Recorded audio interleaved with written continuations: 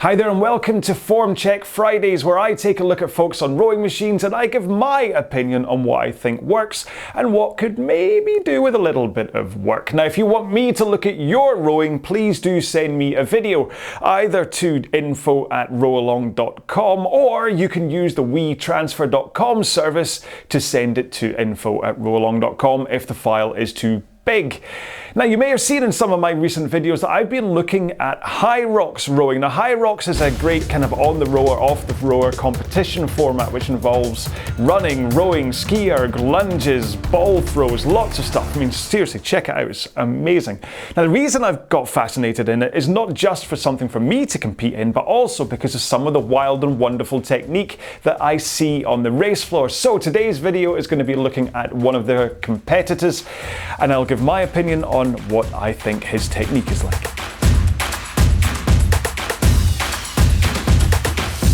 Now, I've blurred his face out because I think it's just a bit unfair to kind of single him out because he's not sent me this video, but I do think it's worth looking at, not only if you're an indoor rower, but if you are a Hyrox rower as well, because this really does reveal quite a lot of issues that are gonna, if you can undo them, they will help you row faster. Okay, so I'm just gonna hit play first and we can watch for a while just to see what's going on, okay? Hopefully I've got the blur across his face right and you don't know who it is. If you're in the world of Hyrox, you'll probably know who this guy is. And even if you do want me to take it down, if you find out it's you, just email me. I will whip it straight off YouTube, okay? So, his rowing technique, you can hopefully, if you know anything about rowing, you can see it's kind of all over the place, okay? He's very jerky, or janky if you want to use that phrase. He's not really getting the power in properly, and he's having to use a higher stroke rate because he's not getting the power in, okay? So I counted this around about 33 to 34 strokes per minute. You can actually see the guy in the background is at a much slower stroke rate, putting a lot more power in there. So that's from that point of view, but what are the specifics here? What's kind of going wrong? What am I complaining about with his stroke? Look, he's right at this point here, so he gets, see how his arms lift up there? That is the point when he has connected the handle to the machine, okay? So everything that comes before then, this whole back move, leg move, boom, to there, totally wasted. So look how, if I let's spool to there, because I think if he's wider, that's better. That's a better frame to look at. So you can see just what's going on with his body. So he goes in, nothing, nothing, nothing, nothing, nothing. There is where, let's give him the benefit of doubt and say it's there that it connects. But take a look at what's going on, right? Let's have a look at his legs. Woof.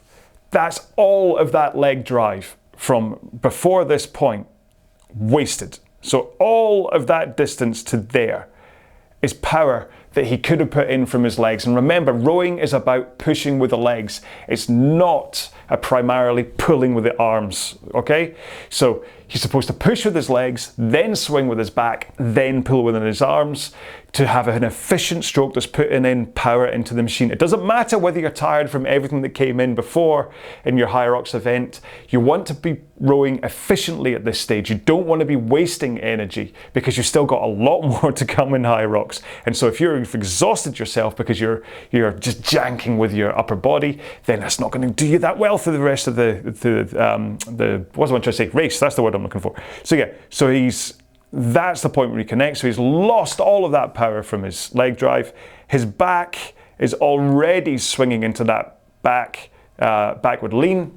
So he's not getting any additional power from his backswing, which basically means that his entire power for his row section is coming from his arms, from that pull in to the finish. And even then, let's see where we get, let's a closer one. His elbows are coming out to the side rather than straight through. So all he's using to pull in the stroke is quite considerably large. Let's not be beat around the bush here. He's a big fella, so he's got big arms, big biceps, big shoulders, but he's using his big arms, big biceps, as that's all he's putting the power into the machine from, is just that pull. He's not even using his lats that much because of that finish out to the side with his elbow. Had he got his elbow through, both of his elbows through the side, he would then have engaged his lats, probably like the lower parts of his traps as well, put in his bigger muscles, but instead he's just coming out, and you can see even to the fact that how much his pecs flex at the back, you can see that it's all about that finish with the just pulling in with the arms out to the side. So it's just a highly inefficient stroke. It's all about upper body. He's not putting in leg drive at all for the actual power part. But then let's talk about the recovery. So he gets into the recovery. He's not even finished pulling the handle in. He's finishing way too high as well, but let's just skip that one. You want to finish down at sternum height? Anyone that's not heard me talk about this before? But he's not even finished the stroke before he pulls himself forwards on the foot straps to get into the recovery. Now, just look at his incredibly ripped stomach. I mean, sorry, this sounds like I'm in love with the guy, but you can see just how flexed he is as he's yanking himself forwards through his stomach. His quads are engaged.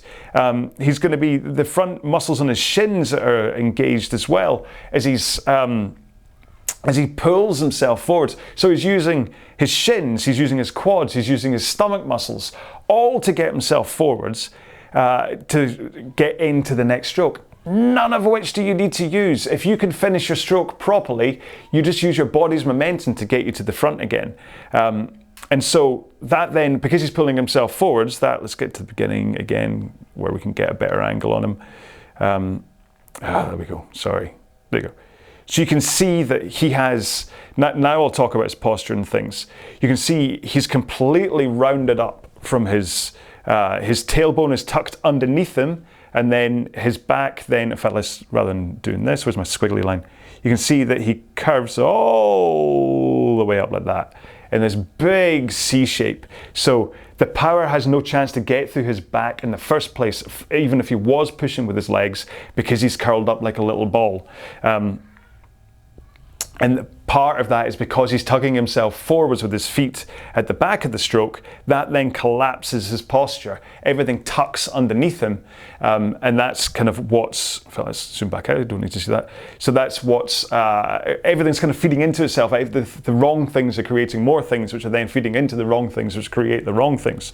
So what I'll do is, in fact, am I done? I think I'm done talking about him. I mean, his arms are straight as he comes into the drive. As he does kind of take it, at least he's not pulling from the front. So let's give him that his arms are nice and straight, and then he pulls to a finish. Whereas I do see lots of people, in fact, even the guy in the background, you can see his arms are straight and stuff as well. But yeah, so I'm slightly all over the place here. It's because I'm so overexcited about talking about Hyrox.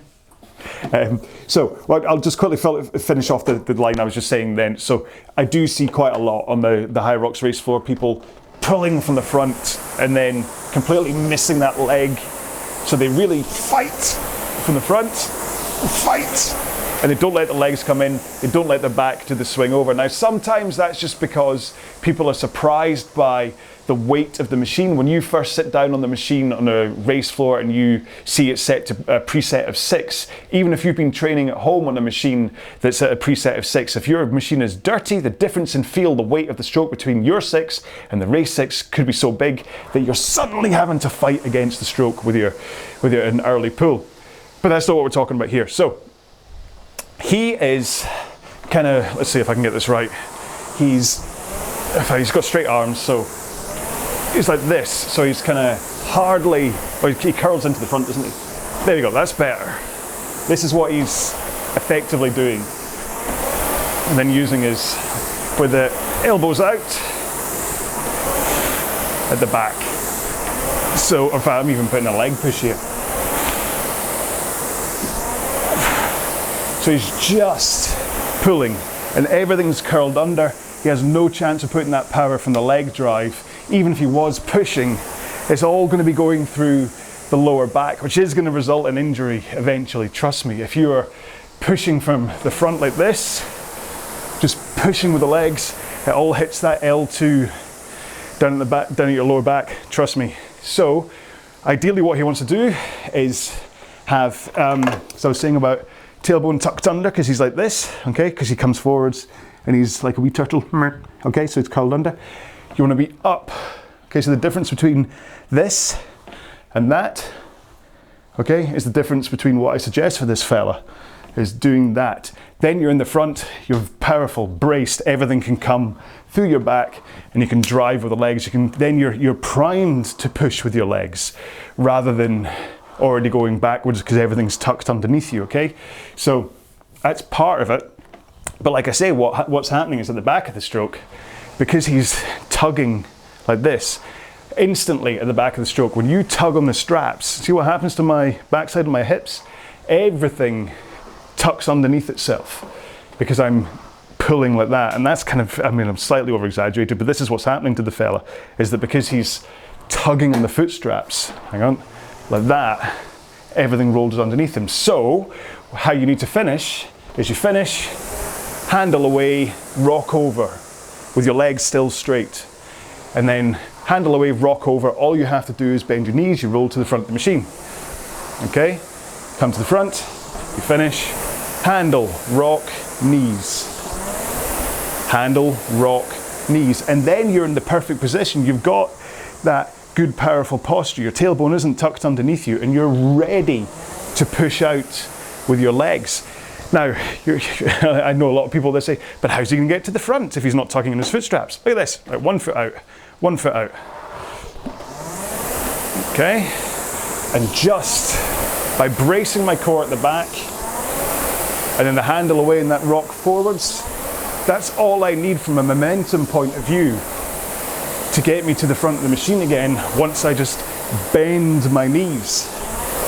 I'm at 20 strokes a minute, talking away to you comfortably, rowing at 2 minutes per 500 meter pace, and I'm not falling off the back of the machine, neither am I beached at the back of the machine.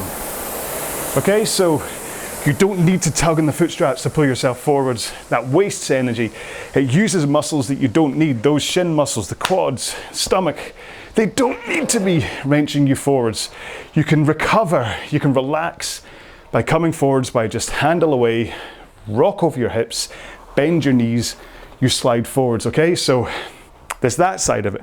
There's the tugging on the foot straps that then ruins your posture, that then means you're coming into the front like this, which you don't want because you want to be forwards as well. So this is what I mean by how a kind of a flaw in a technique can then reinforce future flaws, okay? So whereas his technique is this kind of, well, if I'm not on the straps, I'm going to fall out, aren't I, if I do it this way, is going and then beasting it in with his arms. If he just sat up straight and then pushed out with his legs and finished with his arms. The leg push doesn't need to be that big. I know that in Hyrox you've done all those running sections and things, so they're gonna be tired. But all you need to do is push enough to load up your back and then finish with your arms, and you will row more efficiently and quicker. Now, I was really surprised when I saw his technique and his time, and that's why this has been quite a long ranty video talking about technique, because I want people, whether you're a CrossFit rower, whether you're a Hyrox, whether you're an indoor rower, I really want you to think about the fact that the power comes from the legs pushing at the front, and then that swing at the back, and then the finish with the arms, and then you don't need to use any muscles apart from maybe just that tilt forwards on the recovery. This is the point where your core can relax, where everything else can just, it's called a recovery, so you can recover to get in the front, and then you brace everything again, and then you finish, and then you relax as you roll to the front. And that will help you row more efficiently, and the more efficient you can be, the more power you can put in, or the longer you can go, okay? So this is all about trying to make you a better rower. And the better rower you are, then the fitter you're gonna get. The fitter you're gonna get, then the more body fat you can lose, if that's what you're looking for. So if you're just tickling the machine, if you're just coming in and, what's on the television? Okay, right.